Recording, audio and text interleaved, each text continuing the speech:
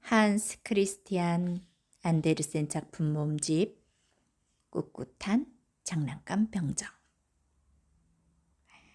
옛날에 25개의 장난감 병정이 있었습니다. 낡은 노새 숟가락을 녹여서 만든 형제였어요.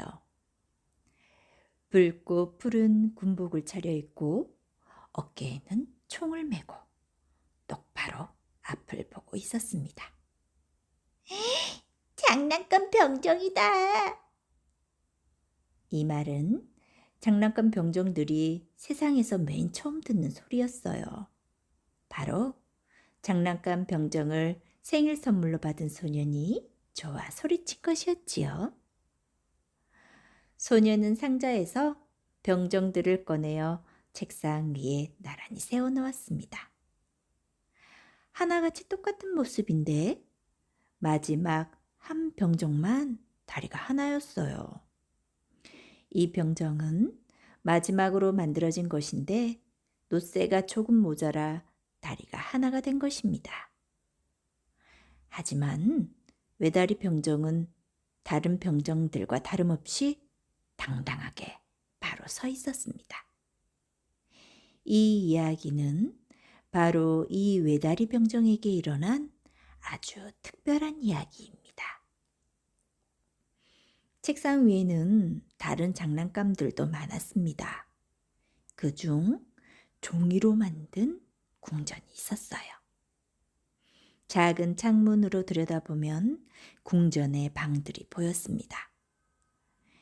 궁전 앞쪽에 거울로 된 호수가 있고 주위에는 나무들이 우거져 있었어요. 호수에는 밀초로 만든 백조들이 논일고 있었고요. 참 아름다운 궁전이었어요.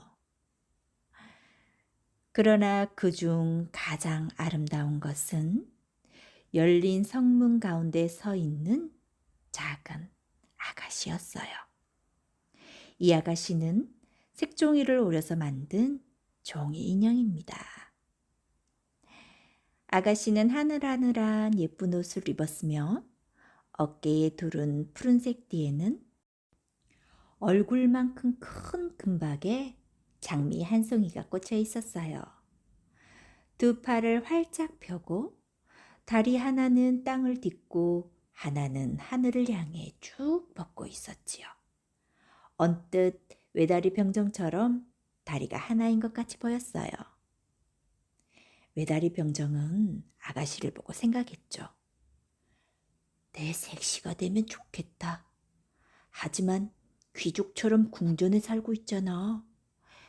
난 고작 상자 속에서 여러 명이 살고 있는데 그래도 친구라도 될 수 없을까? 외다리 병정은 책상 위에 있는 담배통 뒤로 길게 누웠습니다. 그러자 우아하고 아리따운 외다리 아가씨의 모습이 잘 보였어요. 밤이 되었습니다. 다른 병정들은 모두 상자 속에 넣어줬고 집 식구들도 잠자리에 들었어요. 이제는 장난감들이 노는 시간입니다. 전쟁놀이도 하고 춤도 추었어요. 병정들도 함께 놀고 싶어 달그락거리며 움직여 보았지만 상자 뚜껑을 열 수가 없었어요. 호두까기는 공중 제비를 하고 연필은 책상 위를 드르륵 드르륵 뛰어다니며 소란을 피웠습니다. 시끄러워. 잠이 깼으니 나도 놀아볼까? 카나리아가 수다를 떨다가 노래를 불렀습니다. 이렇게 시끄럽고 소란스러운데도 외다리 병정과 아가씨는 조금도 움직이지 않고 있었어요. 외다리 병정은 꿋꿋하게 서서 아가씨만 쳐다보고 있었지요. 시계가 12시를 알렸습니다. 그때 갑자기 담배통 뚜껑이 확 열리고 검고 작은 도깨비가 튀어나왔어요. 아하, 이게 도깨비 상자였던 거였어요. 어이, 외다리 병정, 왜 아가씨만 쳐다보는 거야? 외다리 병정은 못 들은 척했습니다. 내일 두고 보자. 다음 날 아침, 아이들이 외다리 병정을 창가에 가져다 놓았어요. 그때 도깨비가 장난을 친 건지 아니면 바람 때문인지 갑자기 창문이 휙 열렸습니다. 그 바람에 외다리 병정은 3층에서 길바닥으로 굴러떨어졌습니다. 이런 끔찍한 일이 벌어지다니. 외다리 병정은 다리를 허공에 세우고 머리는 돌틈에 처박히고 말았지요. 하녀와 아이가 외다리 병정을 찾으려고 급히 아래로 내려왔습니다. 두 사람은 하마터면 외다리 병정을 밟을 뻔했습니다. 그러고도 찾지는 못했습니다. 외다리 병정이 나 여기 있어요! 하고 소리쳤으면 찾을 수 있었겠지요. 하지만 멋진 군복을 입은 병정이 체면을 구길 수는 없었습니다. 얼마 후 비가 내리기 시작했습니다. 점점 억수같이 쏟아지더니 그쳤습니다. 두 아이가 그곳을 지나가다가 외다리 병정을 발견했습니다. 저기 장난감 병정이다. 배가 있으면 좋겠다. 두 아이는 신문지로 배를 만들어 외다리 병정을 태웠습니다. 배가 도랑물을 타고 흘러갔습니다. 두 아이는 손뼉을 치며 배를 따라 뛰었어요. 물이 불어난 도랑물이 점점 거세게 출렁거리고 빠르게 흘렀습니다. 종이배가 금방이라도 뒤집힐 듯이 흔들렸어요. 외다리 병정은 부들부들 떨렸지만 얼굴을 찡그리지 않고 꿋꿋하게 버텼어요. 여전히 똑바로 앞을 보고 어깨에 총을 메었습니다. 출렁거리며 떠가던 종이배가 갑자기 하수구로 휩쓸려 들어갔어요. 갇혀있던 상자 속처럼 컴컴했어요. 외다리 병정은 생각했습니다. 도대체 어디로 가는 걸까? 이게 다 그 꼬마 도깨비 때문일 거야. 이 종이배에 그 아가씨가 함께 타고 있다면 더 캄캄해도 무섭지 않을 텐데.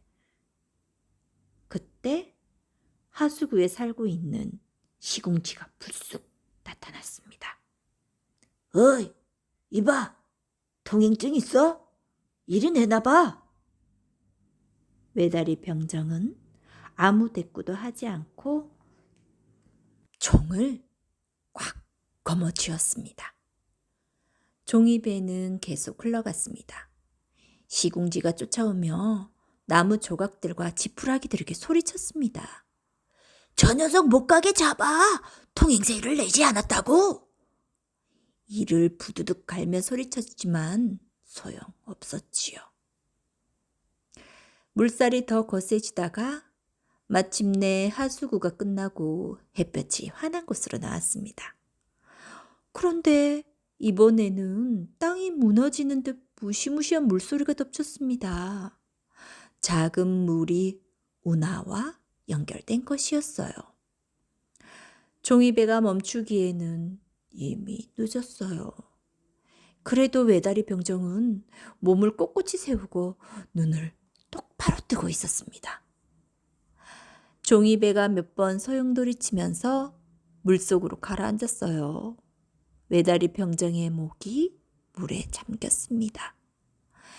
그 순간 외다리 병정은 귀여운 무용수 아가씨를 떠올렸습니다. 그러자 노래소리가 들려왔습니다. 용사여 용감하라. 죽음에 이를지라도 앞으로 나아가라. 종이배가 흐물흐물 찢어졌습니다.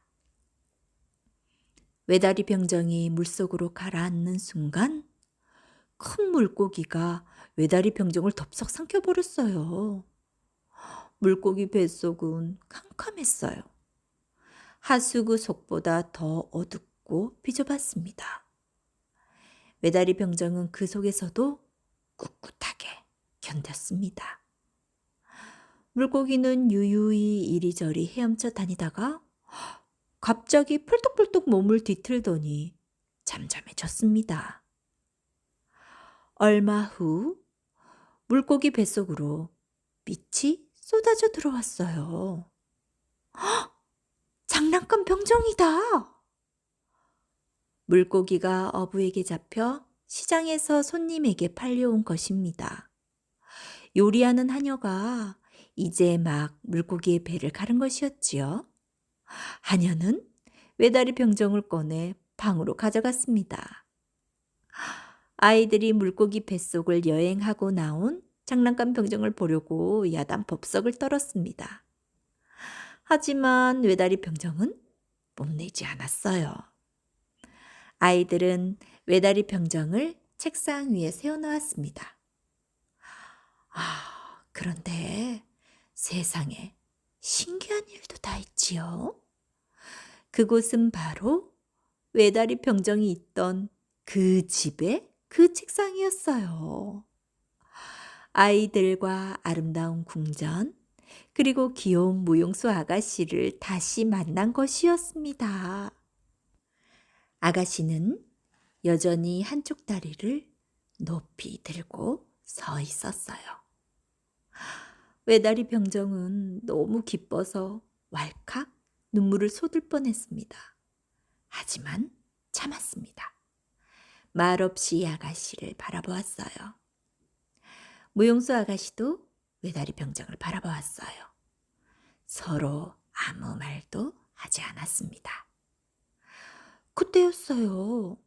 한 아이가 갑자기 외다리 병정을 집어 난로 속에 던져버렸습니다. 순식간에 일어난 일이었어요. 아이가 왜 불 속에 던졌을까요? 그럴 만한 이유가 없었어요.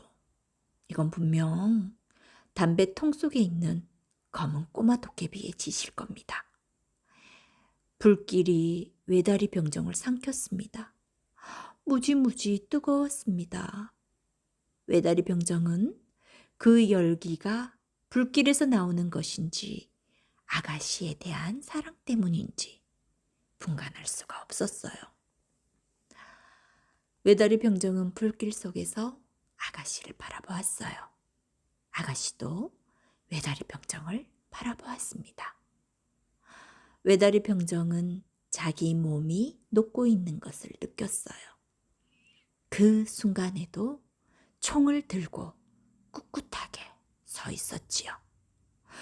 그때였어요. 갑자기 문이 확 열리면서 바람이 아가씨를 휩쓸었어요. 아가씨는 공기의 요정처럼 날아와 외다리 병정 옆에 떨어졌습니다.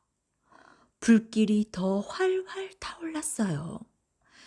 외다리 노새 병정은 온몸이 녹아서 작은 덩어리가 되었습니다. 다음 날 아침, 하녀가 난로 속에서 재를 긁어냈어요. 그 속에서 하트 모양의 쇳덩어리가 나왔습니다. 무용수 아가씨가 타고 남은 것은 금박 장미였는데 새까맣게 그을려 있었습니다.